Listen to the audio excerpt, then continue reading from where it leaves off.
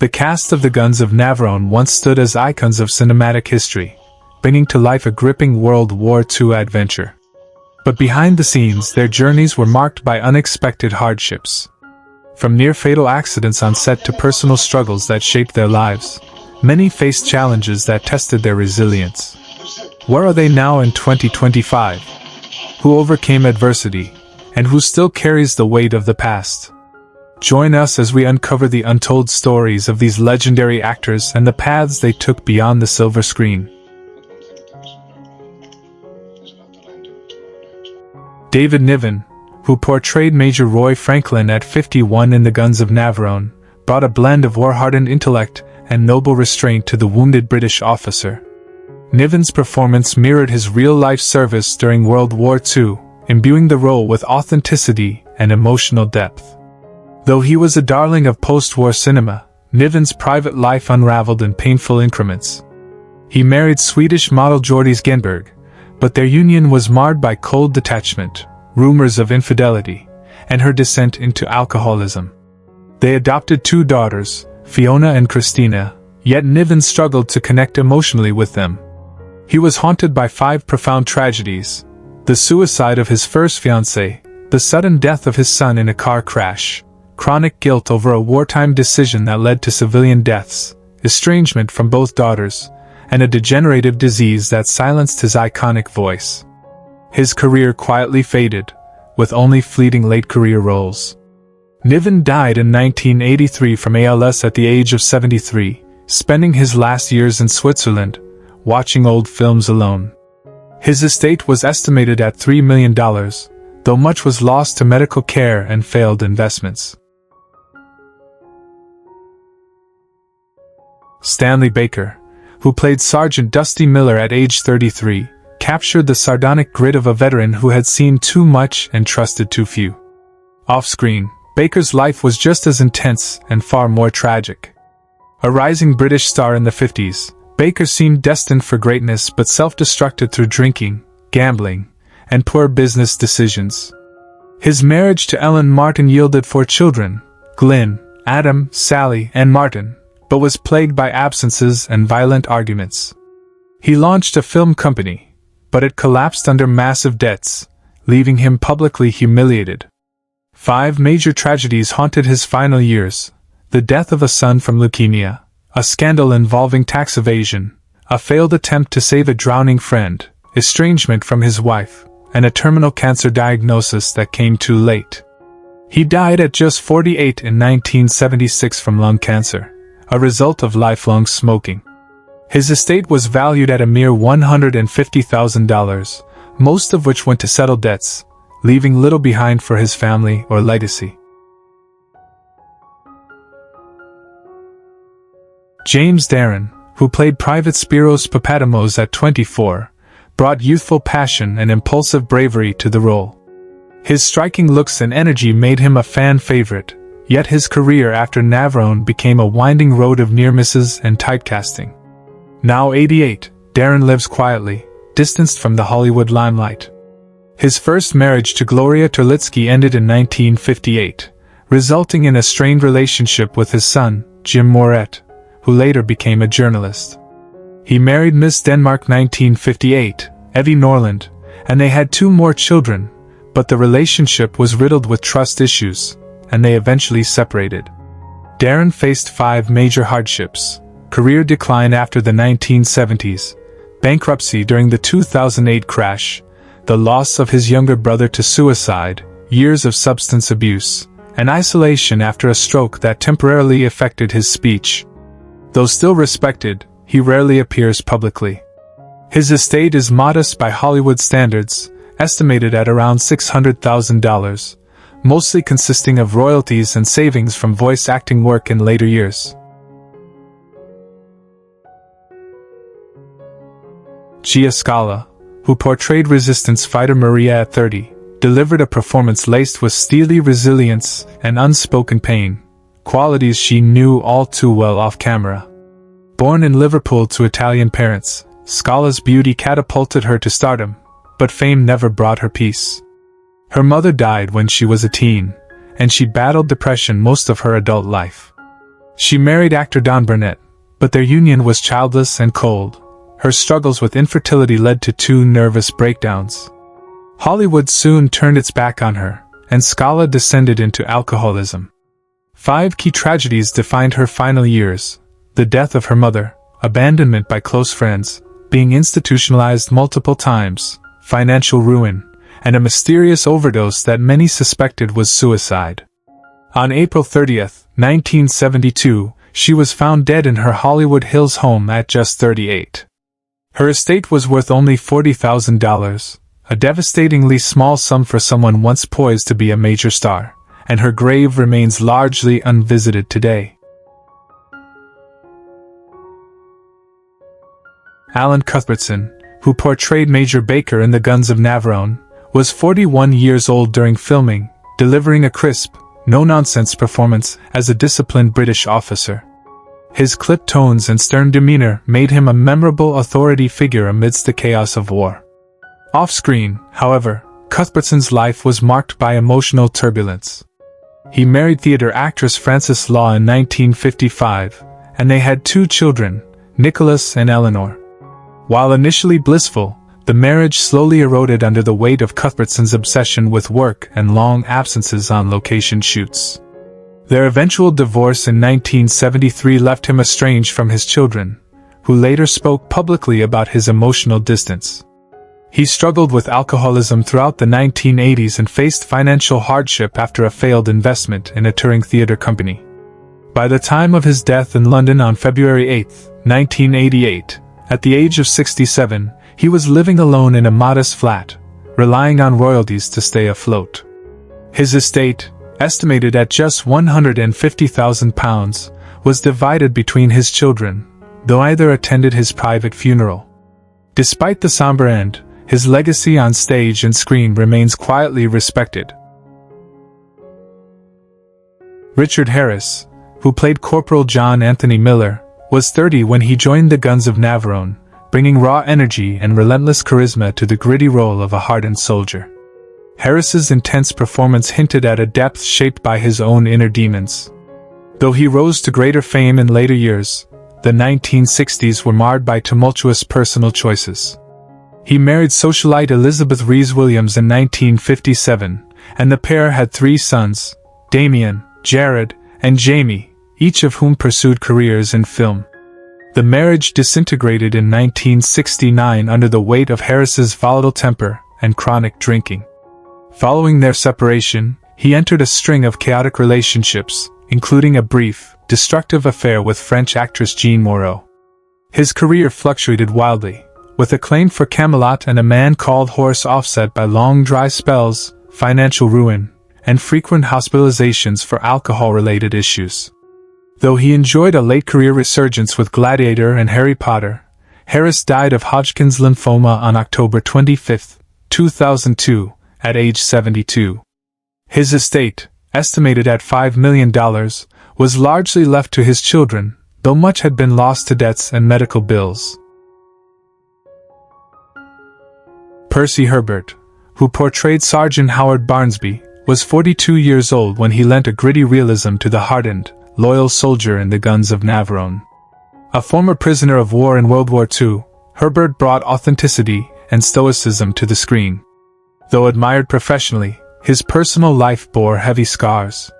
He married set designer Maureen Lister in 1950, and they had 1 son, Philip. But the marriage was fraught with tension due to Herbert's chronic PTSD, which he rarely acknowledged or treated. The couple separated in the late 1970s, though they never formally divorced.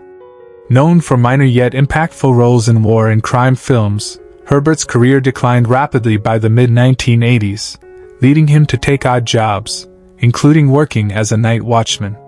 He became reclusive in his final years, suffering from depression and early-onset Alzheimer's. He died on December 6, 1992, at the age of 73, nearly forgotten by the industry he once enriched. His modest estate was valued at approximately £80,000, most of which was used to cover care facility costs during his final months.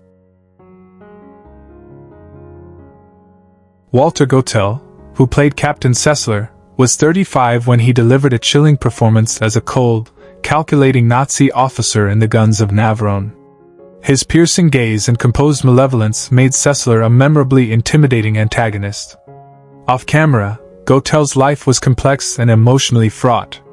He married German actress Ingrid Lachmann in 1954, with whom he had a daughter, Sabine. The couple divorced in 1966 following years of long-distance living and Goetel's rumored infidelities.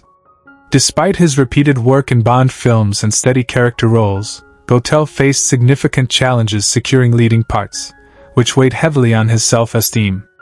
A quiet man by nature, he battled chronic anxiety and lived alone for most of his later life, caring deeply for his daughter though their contact became infrequent. Diagnosed with cancer in the mid-1990s, he passed away on May 5, 1997, at 73 years old. His estate, valued at around £500,000, was left entirely to Sabine, though she chose not to speak publicly about her father's passing. His legacy lives on in the silent menace he brought to the screen. Gregory Peck, who portrayed Captain Keith Mallory in the Guns of Navarone, was 45 during filming, commanding the screen with his stoic charisma and quiet leadership. The role added to his legacy of portraying upright, heroic figures, yet his personal life told a different story. Though married to Greta Kukkonen for nearly 2 decades, the marriage collapsed in 1955 under the strain of Peck's affairs and long absences. He remarried in 1955 to French journalist Véronique Passani, and they had 2 children, Anthony and Cecilia, though his relationship with Anthony remained distant and tense. Peck was deeply haunted by the suicide of his son Jonathan from his first marriage in 1975, a tragedy that reportedly never left him. He also struggled privately with survivor's guilt from a wartime plane crash he escaped.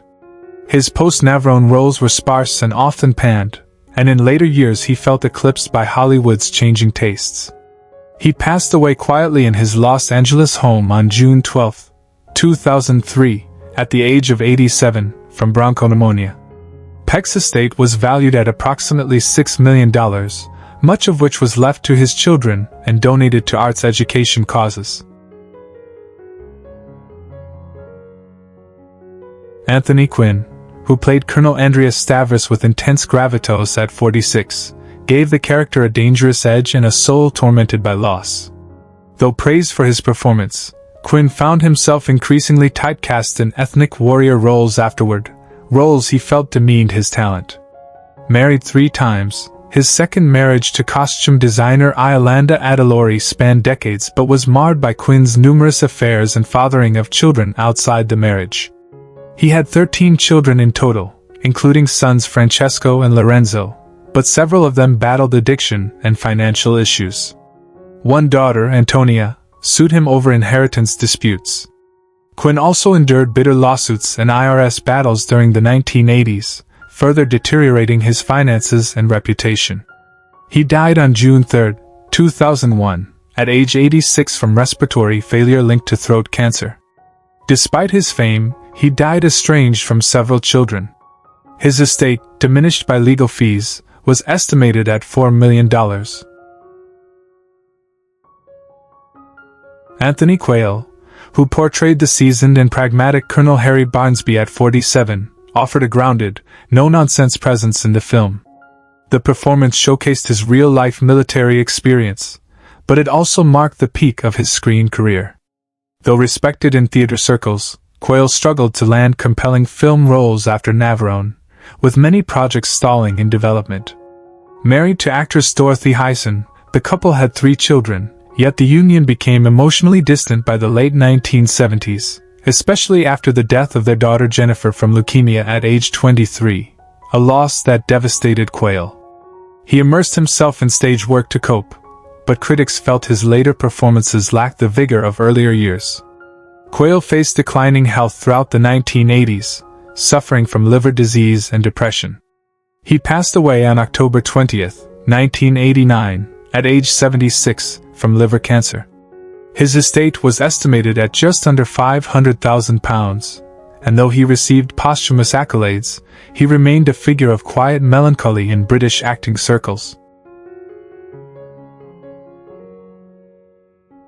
Irene Pappas, who embodied the fierce and resilient resistance fighter Anna at 35, brought a fiery elegance to the role, capturing global attention with her performance. However, the acclaim failed to shield her from the difficulties that followed. Though romantically linked to director Federico Fellini and later to composer Mikis Theodorakis, she never married, and her relationships were plagued by jealousy and distance. Pappas never had children, reportedly due to fertility struggles that she called the silent sorrow of her life. Her later career suffered under Greece's political turmoil, and her outspoken views led to blacklisting during the junta years. Her financial situation worsened in the 1990s after a failed vineyard investment and legal battles over property inheritance. Diagnosed with Alzheimer's disease in her 80s, Pappas withdrew from public life, reportedly living in seclusion under the care of distant relatives. As of 2025, she would be 98, but she passed away quietly on September 14, 2022, at age 96. Her estate was valued at under €1 million, a modest sum for a woman once hailed as a Greek national treasure. James Robertson Justice, who portrayed the stern and commanding Admiral Jensen in the Guns of Navarone, was 61 years old during filming.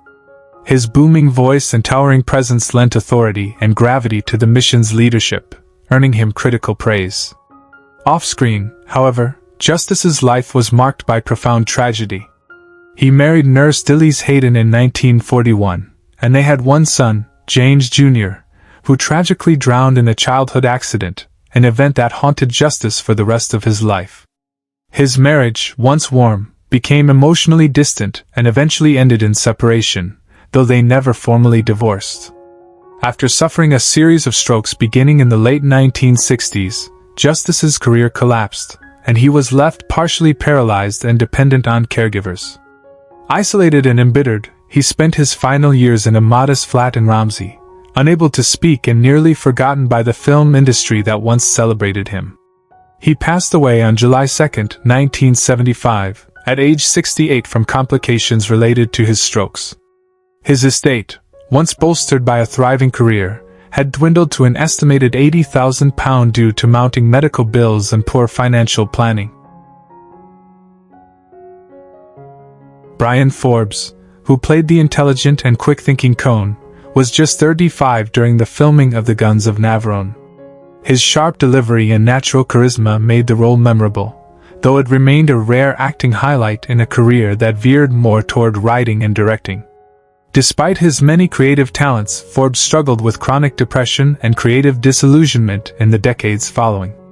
He married actress Nanette Newman in 1955, and they remained together until his death, but their relationship was marked by long separations and public disputes.